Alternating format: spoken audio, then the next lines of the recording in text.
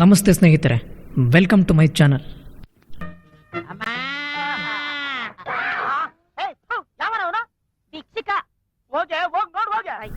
ಇವತ್ತಿನ ವಿಡಿಯೋದಲ್ಲಿ ಮೊಬೈಲ್ ನೋಡ್ತಾ ಆಗುವ ದೃಷ್ಟಿಗೆ ಸಂಬಂಧಪಟ್ಟ ಕೆಲವು ಸಮಸ್ಯೆಗಳನ್ನು ತಡೆಗಟ್ಟೋದ್ರ ಬಗ್ಗೆ ಡಿಸ್ಕಷನ್ ಮಾಡ್ತೇನೆ.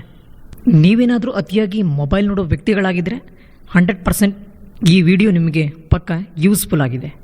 ಸೊ ಇವತ್ತಿನ ವಿಡಿಯೋ ಇನ್ಫಾರ್ಮೇಟಿವ್ ಆಗಿ ಕೂಡ ಇದೆ, ನಿಮಗೆ ಯೂಸ್ಫುಲ್ ಆಗಿ ಕೂಡ ಇದೆ.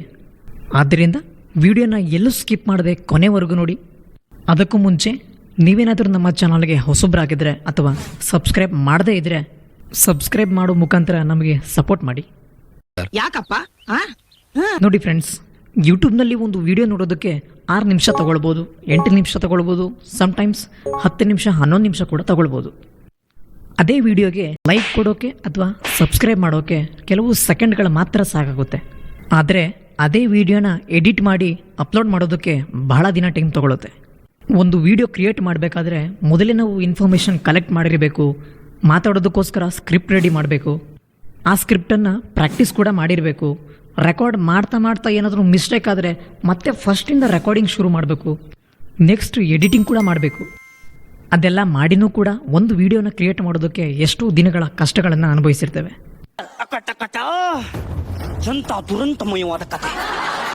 ಹಿಂದು ಮುಂದೆ ನೋಡದೆ ಅಷ್ಟೆಲ್ಲ ಸ್ಟ್ರಗಲ್ ಮಾಡೋದಕ್ಕೆ ನಾವೇ ತಯಾರಾಗಿರ್ತೀವಿ. ಆದರೆ ಎಷ್ಟೋ ಜನ ಆ ವಿಡಿಯೋ ನೋಡೋದಕ್ಕೋಸ್ಕರ ಅಂತಾನೆ ಹಿಂದು ಮುಂದೆ ನೋಡ್ತಾರೆ.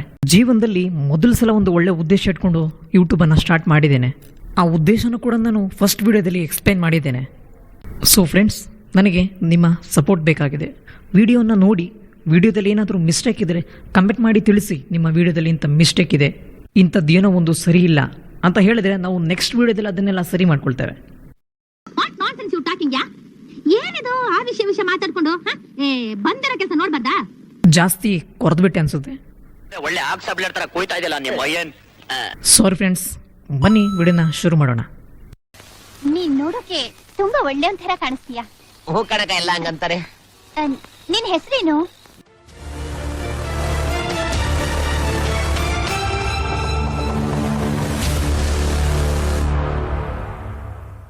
ಇವತ್ತಿನ ದಿನಗಳಲ್ಲಿ ಎಲ್ಲಿ ನೋಡಿದ್ರು, ಯಾರ ಹತ್ರ ನೋಡಿದ್ರು mobile mobile mobile.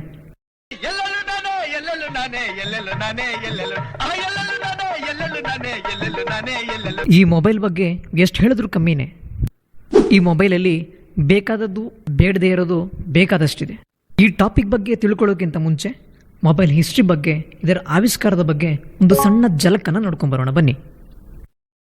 1849ರಲ್ಲಿ Alexander Graham bell ಅವರು ಒಂದು ಬೇಸಿಕ್ ಫೋನನ್ನು ಕಂಡುಹಿಡಿಯುತ್ತಾರೆ. ಆ ಫೋನನ್ನು ಕ್ಯಾರಿ ಮಾಡೋಕೆ ಎಲ್ಲೂ ಆಗ್ತಾ ಇರಲಿಲ್ಲ. ಗಣಪತಿ ಕೂತಾಗೆ ಒಂದೇ ಜಾಗದಲ್ಲಿ ಇರ್ತಿತ್ತು.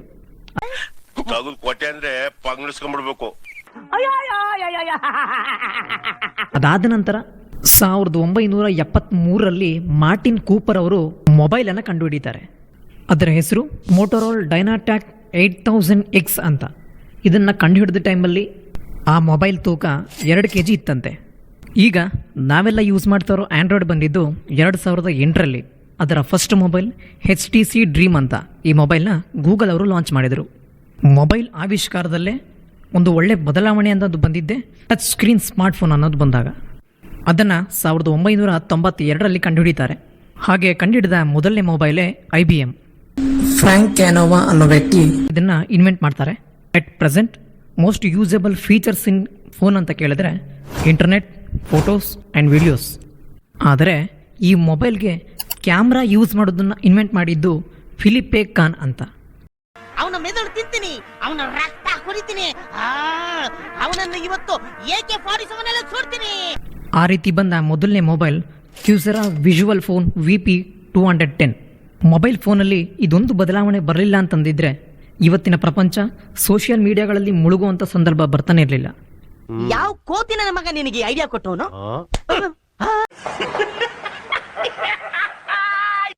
ಸೊ ಹೀಗೆ ಹಲವಾರು ಮೈಲಿಗಲ್ಲುಗಳನ್ನು ದಾಟಿ ಮೊಬೈಲ್ ಅನ್ನೋ ವಸ್ತು ತನ್ನದೇ ಆದ ವ್ಯಾಲ್ಯೂವನ್ನು ಕ್ರಿಯೇಟ್ ಮಾಡಿಕೊಂಡಿದೆ. ಫಸ್ಟ್ ಆಫ್ ಆಲ್, ಈ ಮೊಬೈಲನ್ನು ಯಾಕೆ ಕಂಡುಹಿಡಿದ್ರು? ಮೊಬೈಲ್ ಕಂಡುಹಿಡಿದಿದ್ದ ಉದ್ದೇಶ ಏನು? ಓ ಮೈ ಗಾಡ್, ಇದನ್ನ ಯಾರು ಯೋಚನೆ ಮಾಡಲಿಲ್ವೇ? ಇಂತಹ ಹಲವು ಸಂಗತಿಗಳ ನಡುವೆ ನಮ್ಮನ್ನು ಕಾಡುವಂತಹ ಕಟ್ಟ ಕಡೆಯ ಪ್ರಶ್ನೆ ಇದು ಉಂಟೆ. ಕಂಡುಹಿಡಿದವ್ರ ಉದ್ದೇಶದ ಬಗ್ಗೆ ನನಗೊತ್ತಿಲ್ಲ. ಬಟ್ ನಿಮಗೆ ನನ್ನ ಪ್ರಕಾರದಲ್ಲಿ ಅರ್ಥ ಮಾಡಿಸೋದಕ್ಕೆ ನಾನು ಪ್ರಯತ್ನ ಮಾಡ್ತೇನೆ. Excuse me your honour, according to Indian pencil code. ಕನ್ನಡದಲ್ಲಿ ಮಾತಾಡಿ ಪ್ಲೀಸ್. ಫಾರ್ ಎಕ್ಸಾಂಪಲ್, ಈಗ ನೀವು ಮೈಸೂರಿನವರು ಅಂತ ಅಂದ್ಕೊಳ್ಳಿ. ನೀವು ಕೆಲಸದ ಮೇಲೆ ಬೆಂಗಳೂರಿಗೋ ಅಥವಾ ಯಾವುದೋ ಒಂದು ಊರಿಗೆ ಹೋಗಿದ್ದೀರಾ. ಆ ಸಿಚುವೇಶನಲ್ಲಿ ನಿಮಗೆ ಯಾವುದೋ ಒಂದು ಡಾಕ್ಯುಮೆಂಟ್ ಅಥವಾ ಡೀಟೇಲ್ಸ್ ಬೇಕಾಗಿರುತ್ತೆ. ಆಗ ನೀವು ಏನು ಮಾಡ್ತೀರಾ? ಅಲ್ಲೇ ಉಳ್ಕೊಂಡಿದ್ದೀರಾ ಅಂತಾದರೆ ನಿಮಗೆ ಬೇರೆ ದಾರಿನೇ ಇಲ್ಲ, ನೀವೇ ಹೋಗಿ ಬರಬೇಕಾಗುತ್ತೆ. ಇಲ್ಲ ಅಂತಂದರೆ ಮನೆಗೆ ಒಂದು ಲೆಟರ್ ಹಾಕಿ ಕೊರಿಯರ್ ಮಾಡೋದಕ್ಕೆ ಹೇಳಬೇಕಾಗುತ್ತೆ. ಅದರಲ್ಲೂ ಲೆಟ್ರ್ ಬರೆಯೋದಕ್ಕಿಂತ ಮುಂಚೆ ನಾವೆಲ್ಲ ಸುಖವಾಗಿ ಸಂತೋಷವಾಗಿ ನೆಮ್ಮದಿಯಾಗಿದ್ದೀವಿ, ನೀ ಹೆಂಗಿದ್ಯಾ ಅಂತ ಹೇಳಿ ಸ್ವಲ್ಪ ಜಾಗ ವೇಸ್ಟ್ ಮಾಡಬೇಕಾಗುತ್ತೆ. ಅಷ್ಟು ಮಾಡಿನೂ ಕೂಡ ನಿಮಗೆ ಬೇಕಾಗಿರುವಂಥ ವಸ್ತು ನಿಮ್ಮ ಹತ್ರ ತಲುಪೋದಕ್ಕೆ ಎಷ್ಟು ಟೈಮ್ ಹಿಡಿಯುತ್ತೆ? ನೀವು ಲೆಟ್ರ್ ಬರೆದು ಕಳಿಸಿ, ಆ ಲೆಟ್ರ್ ಅಲ್ಲಿ ತಲುಪಿ, ಅವರು ಅಲ್ಲಿಂದ ಕೊರಿಯರ್ ಮಾಡಿ ಅದು ನಿಮ್ಮ ಹತ್ರ ತಲುಪೋಷ್ಟೊತ್ತಿಗೆ ಎಷ್ಟೋ ಟೈಮ್ ನೀವು ವೆಯ್ಟ್ ಮಾಡಬೇಕಾಗಿರುತ್ತೆ. ಆ ಥರ ಅಧಿಕವಾಗಿ ವೇಸ್ಟ್ ಆಗ್ತಿದ್ದಂಥ ಸಮಯನ ಉಳಿಸೋದಕ್ಕೋಸ್ಕರ ಅಂತ ಕಂಡುಹಿಡಿದಿದ್ದೆ ಈ ಮೊಬೈಲ್ನ. ಈಗ ನಿಮ್ಮ ಹತ್ರ ಮೊಬೈಲ್ ಇದ್ದರೆ ಜೇಬಿಗೆ ಕೈ ಹಾಕಿ ಮನೇಲಿರೋ ನಂಬರ್ಗೆ ಕಾಲ್ ಮಾಡಿ, ಹಲೋ, ಕೌನ್ ಬಾತ್ ಕರ್ ರಹಿ ಸೋ? ಮೇಡಮ್ ಮೇ ಪಾಂಡು ಬಾತ್ ಕರ್ ರಹಿ ಸೋ ಅಂತ ಮಾತಾಡಿಕೊಂಡು ನಿಮಗೆ ಬೇಕಾದಂಥ ಡೀಟೇಲ್ಸ್ನ ನೀವು ಪಡ್ಕೋಬೋದಾಗಿತ್ತಲ್ವ. ಈ ಮೇನ್ ರೀಸನ್ಗಾಗಿ ಮೊಬೈಲ್ ಯೂಸ್ ಮಾಡ್ತಾ ಇರೋರು ನನ್ನ ಪ್ರಕಾರದಲ್ಲಿ 20 to 25% ಇರ್ಬೋದು. ಇನ್ನು ಮಿಕ್ಕಿದ್ದು ನಾನು ಪುನೀತಣ್ಣ ಶಿವಣ್ಣನವರ ಅಭಿಮಾನಿ.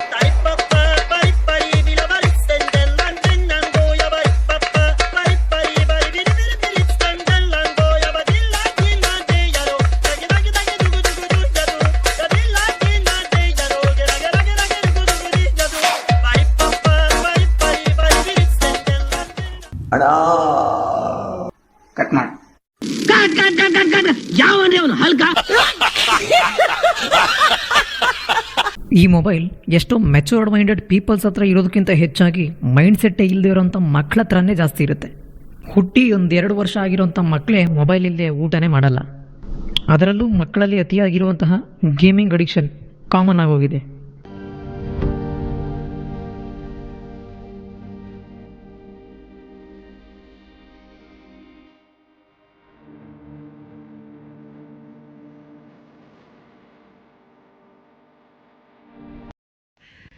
ಇವತ್ತು ನೀನು ಇರಬೇಕಾಗಿತ್ತು, ಇವತ್ತು ನೀನು ಬದುಕಿರಬೇಕಾಗಿತ್ತು, ಈ ದೃಶ್ಯನ ಕಣ್ಣಿಂದ ನೋಡಬೇಕಾಗಿತ್ತು, ನಿನ್ನ ಜನ್ಮ ಪಾವನವಾಗಿ ಹೋಗ್ತಿತ್ತು. ಈಗ ನೀವು ನೋಡ್ತಿರೋದೊಂದೇ, ಇದಕ್ಕೆ ಸಂಬಂಧಪಟ್ಟಂಥ ಕೇಸಸ್ ತುಂಬ ಇದೆ. ಇದ್ರ ಲೆವೆಲ್ ಇನ್ನು ಎಷ್ಟು ಮಟ್ಟ ಹೋಗಿತ್ತು ಅಂತಂದರೆ, ಹಿಂದೆ ಒಂದು ಹುಡುಗ ಪಬ್ಜಿ ಆಡೋದಕ್ಕೋಸ್ಕರ ಕರೆನ್ಸಿ ಹಾಕ್ಸೋದಕ್ಕಂತ ಅವ್ರ ತಂದೆನ ಕೇಳಿದ್ನಂತೆ. ಅವ್ರ ತಂದೆ ಕೈ ಕೊಟ್ಟು ಬಿಡ್ತೀನಿ ಅಂತ ಬೈದು ಕಳಿಸಿದ್ದಾರೆ. ನೆಕ್ಸ್ಟ್ ಡೇ ಅವ್ರ ತಂದೆ ಖಲಾಸ್. ಏನ್ ಹೇಳ್ತಾ ಇದೀಯ ಗುರು? ಪಬ್ಜಿ ಆಡಬೇಡ ಅಂತ ಹೇಳಿದಕ್ಕೆ ತಂದೆಯನ್ನೇ ಕೊಂದು ಹಾಕಿದ್ದಾನೆ ಇಲ್ಲೊಬ್ಬ ನೀಚ ಪುತ್ರ. ಮೊಬೈಲ್ ರಿಚಾರ್ಜ್ಗೆ ಹಣ ಬೇಕು ಅಂತ ಕೇಳಿದ ರಘುವೀರ್ ಅನ್ನುವಂತಹ ಹುಡುಗ ಮೊಬೈಲ್ ರಿಚಾರ್ಜ್ ಮಾಡೋದಕ್ಕೆ ಹಣ ಕೊಡು, ಪಬ್ಜಿ ಆಡಬೇಕು ಅಂತ ಕೇಳಿದ. ಸೊ ಅದಕ್ಕೆ ಹಣ ಕೊಡೋದಕ್ಕೆ ತಂದೆ ನಿರಾಕರಿಸಿದ್ರು. ತಂದೆ ನಿರಾಕರಿಸಿದ್ರಿಂದಾಗಿ ಕೋಪಗೊಂಡು ತಂದೆ ಶಂಕರಪ್ಪ ಅನ್ನುವಂಥ ವ್ಯಕ್ತಿ ತಂದೆಯನ್ನ ಕೊಲೆ ಮಾಡಿ ಹಾಕಿದ್ದಾನೆ ಈ ರಘುವೀರ್. ಅಡಿಕ್ಷನ್ ಎಂತೆಂಥ ಕೆಲಸ ಮಾಡಿಸುತ್ತೆ. ಇವತ್ತಿನ ದಿನಗಳಿಗೆ ಹೋಲಿಸ್ಕೊಂಡ್ರೆ ಮೊದಲಿಗಿಂತ ಇದರ ಎಫೆಕ್ಟ್ ಸ್ವಲ್ಪ ಕಮ್ಮಿ ಆಗಿದೆ. ಆದರೂ ಕೂಡ ತಂದೆ ತಾಯಿಗಳು ಮಕ್ಕಳ ಮೇಲೆ ಸ್ವಲ್ಪ ನಿಗಾ ಇರಲಿ. ಇನ್ನು ಸೋಷಿಯಲ್ ಮೀಡಿಯಾ, ಇದ್ರ ಬಗ್ಗೆ ನಾನು ಹೇಳೋದಕ್ಕಿಂತ ಹೆಚ್ಚಾಗಿ ನಿಮಗೆ ಇದ್ರ ಬಗ್ಗೆ ಚೆನ್ನಾಗಿ ಗೊತ್ತಿದೆ. ಆ ಹುಚ್ಚನ್ನು ನಾವು ಬಿಡಿ ಅಂತ ಹೇಳಿ ಬಿಡಿಸೋಕ್ಕೆ ಸಾಧ್ಯನೇ ಇಲ್ಲ. ಬರೀ ನಮ್ಮ ಜೊತೆಗಿರೋ ನಮ್ಮ ಫ್ರೆಂಡ್ಸ್ಗೆ ನಾವೇನಾದರೂ ಹೋಗಿ, ನೋಡಿ ಫ್ರೆಂಡ್ಸ್, ಸೋಷಿಯಲ್ ಮೀಡಿಯಾನ ಯಾಕೆ ಇಷ್ಟೊಂದು ಯೂಸ್ ಮಾಡ್ತೀರಾ? ಇಷ್ಟೊಂದು ಯೂಸ್ ಮಾಡೋದು ಒಳ್ಳೆಯದಲ್ಲ. ಅದರ ಬದಲಿಗೆ ಬೇರೆ ಏನಾದರೂ ಮಾಡಿ, ನಿಮಗೆ ಬೇಕಾದಷ್ಟು ಮಾತ್ರ ಫೋನ್ ಯೂಸ್ ಮಾಡಿ ಅಂತ ಹೇಳಕ್ಕೆ ಹೋದರೆ, ಇವ್ನ್ಯಾವನ ಸೆಡೆ ನನ್ ಮಗ ಅಂತ ನಮಗೆ ಮಕ್ಕೋದು ಕಳಿಸ್ತಾರೆ. ಇದರರ್ಥ ಅನಾವಶ್ಯಕವಾಗಿ ಮೊಬೈಲ್ ಯೂಸ್ ಮಾಡ್ತಿರೋ ಎಲ್ಲ ವ್ಯಕ್ತಿಗಳನ್ನು ಸಡನ್ನಾಗಿ ಬದಲಾಯಿಸೋಕ್ಕಂತೂ ಸಾಧ್ಯನೇ ಇಲ್ಲ. ಅತಿಯಾಗಿ ಬಳಸೋದ್ರಿಂದ ಹಾನಿ ಆಗೋದಂತೂ ಗ್ಯಾರಂಟಿ. ಮೇನಾಗಿ ಎಫೆಕ್ಟ್ ಆಗೋದು ಅಂತಂದರೆ ಕಣ್ಣಿಗೇನೆ. ಆದರೆ ಆ ಹಾನಿ ಆಗದಾಗೆ ನಾವು ಸ್ವಲ್ಪ ಮಟ್ಟಿಗಾದರೂ ತಡೆಗಟ್ಟಬಹುದು. ಈಗ ಈ ವಿಡಿಯೋದ ಮೇನ್ ಪಾಯಿಂಟಿಗೆ ಬಂದಿದ್ದೇವೆ. ಈಗ ನಾನು ಹೇಳೋ ಪಾಯಿಂಟ್ಸನ್ನು ಗಮನ ಇಟ್ಟು ಕೇಳಿ. ನೀವೇನಾದರೂ ಅತಿಯಾಗಿ ಮೊಬೈಲ್ ಯೂಸ್ ಮಾಡೋದು ನಿಮ್ಗೆ ಅನಿವಾರ್ಯ ಅಥವಾ ನೀವು ಸಿಸ್ಟಮ್ ಯೂಸ್ ಮಾಡೋ ವ್ಯಕ್ತಿಗಳಾಗಿದ್ದರೆ ನಿಮಗೆ ಇದು 100% ಯೂಸ್ ಆಗುತ್ತೆ. ಪಾಯಿಂಟ್ ನಂಬರ್ 1, ನೀವು ಕಂಟಿನ್ಯೂಯಸ್ ಆಗಿ ಮೊಬೈಲ್ ನೋಡ್ತಾ ಇದ್ದೀರಾ ಅಂತಂದರೆ ಪ್ರತಿ 20 ನಿಮಿಷಕ್ಕೆ ಒಂದು ಸಲ 20 ಅಡಿ ದೂರದಲ್ಲಿರೋಂಥ ಯಾವುದಾದ್ರು ಒಂದು ವಸ್ತುವನ್ನು ನೀವು ದೃಷ್ಟಿ ಇಟ್ಟು ನೋಡಬೇಕಾಗತ್ತೆ, ಒಂದು 20 ಸೆಕೆಂಡ್ವರೆಗೆ ಮಾತ್ರ. Point number 2, blinking. ಇದು ಕಣ್ಣಿನ ಡ್ರೈನೆಸ್ಸನ್ನು ನಿವಾರಿಸೋದಕ್ಕೆ ಭಾಳ ಹೆಲ್ಪ್ ಮಾಡುತ್ತೆ. ಅದಕ್ಕೋಸ್ಕರ ನೀವು ನಿಮ್ಮ ಕಣ್ಣನ್ನು 2 ಸೆಕೆಂಡ್ವರೆಗೆ ಗಟ್ಟಿಯಾಗಿ ಕ್ಲೋಸ್ ಮಾಡಿ ಮತ್ತೆ 5 ಸೆಕೆಂಡ್ನವರೆಗೆ ಸ್ಪೀಡಾಗಿ ರೆಪ್ಪೆಯನ್ನು ಬಡಿಬೇಕಾಗುತ್ತೆ. Point number 3, ರೀಫೋಕಸಿಂಗ್. ನಿಮ್ಮ ಹೆಬ್ಬೆರಳನ್ನು 30 ಸೆಂಟಿಮೀಟರ್ ಡಿಸ್ಟೆನ್ಸ್ನಲ್ಲಿ ಇಟ್ಟು ಸ್ವಲ್ಪ ಸೆಕೆಂಡ್ನವರೆಗೆ ಆ ತಂಬನ್ನೇ ನೀವು ಫೋಕಸ್ ಮಾಡ್ತಾ ಇರಬೇಕು, ಸ್ವಲ್ಪ ಸೆಕೆಂಡ್ವರೆಗೆ ಮಾತ್ರ. ಈ ಎಕ್ಸಸೈಸ್ ಐ ಮಸಲ್ಸಿಗೆ ತುಂಬ ಒಳ್ಳೆಯದು. Point number 4, I rolling. ನಿಮ್ಮ ಕಣ್ಣನ್ನು ಕ್ಲಾಕ್ ವೈಸ್ನಲ್ಲಿ ಒಂದು 5 ಸಲ ತಿರುಗಿಸಿ ಮತ್ತೆ ಸ್ವಲ್ಪ ಪಾಸ್ ಮಾಡಿ, ನಂತರದಲ್ಲಿ ಮತ್ತೆ ಆ್ಯಂಟಿ ಕ್ಲಾಕ್ ವೈಸ್ನಲ್ಲಿ ತಿರುಗಿಸಿ.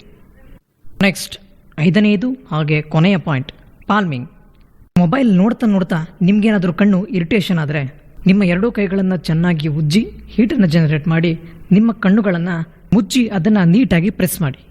ಹೀಗೆ ಮಾಡೋದ್ರಿಂದ ಕಣ್ಣಿಗೆ ಒಳ್ಳೆಯದು ರಿಲೀಫ್ ಅಂತೂ ಸಿಗುತ್ತೆ. ಇದಿಷ್ಟು ಪಾಯಿಂಟ್ ನಾನು ಹೇಳಬೇಕು ಅಂದ್ಕೊಂಡಿದ್ದು. ನಾನು ಹೇಳಿದಷ್ಟು ಪಾಯಿಂಟನ್ನು ಯಾರು ಎಷ್ಟು ಗಮನಹರಿಸಿ ಪ್ರಾಕ್ಟೀಸ್ ಮಾಡ್ತಾರಂತ ನನಗೆ ಗೊತ್ತಿಲ್ಲ, ಬಟ್ ಹೀಗೆ ಮಾಡೋದ್ರಿಂದ ನಿಮಗೆ ಭಾಳ ಒಳ್ಳೆಯದು. ಸೊ ಇದಿಷ್ಟು ಈ ವಿಡಿಯೋದಲ್ಲಿ ಇದ್ದಂಥ ವಿಶೇಷ. ನಮ್ಮ ವಿಡಿಯೋದಲ್ಲಿ ಏನಾದರೂ ಮಿಸ್ಟೇಕ್ ಆಗಿದ್ರೆ, ಏನಾದರೂ ತಪ್ಪಾಗಿದ್ರೆ ದಯವಿಟ್ಟು ನಿಮ್ಮ ಅನಿಸಿಕೆಯನ್ನು ಕಮೆಂಟ್ನಲ್ಲಿ ತಪ್ಪದೇ ತಿಳಿಸಿ. ನೀವು ನಮ್ಮಲ್ಲಿ ಕಂಡುಹಿಡಿಯುವಂಥ ಒಂದೊಂದು ಮಿಸ್ಟೇಕಿಂದನೂ ಕೂಡ ನಮಗೆ ಭಾಳ ಹೆಲ್ಪ್ ಆಗುತ್ತೆ. 100% ನಿಮ್ಗೆ ಇಷ್ಟ ಆಗುವಂಥ ಒಂದು ಒಳ್ಳೆ ಕಂಟೆಂಟ್ನ ಜೊತೆಗೆ ನೆಕ್ಸ್ಟ್ ವಿಡಿಯೋದಲ್ಲಿ ಸಿಗ್ತೇನೆ. ಅಲ್ಲಿವರೆಗೆ ಒಂದ್ ಅರ್ಧ ಗಂಟೆ ಹೋಗ್ಬಿಟ್ಟು ಆಮೇಲೆ ಬಂದು ಬೇಗ ಬಂದ್ಬಿಡಿ ಕ್ರೇಜಿ, ನಾನ್ ಕಾಯ್ತಾ ಇರ್ತೀನಿ.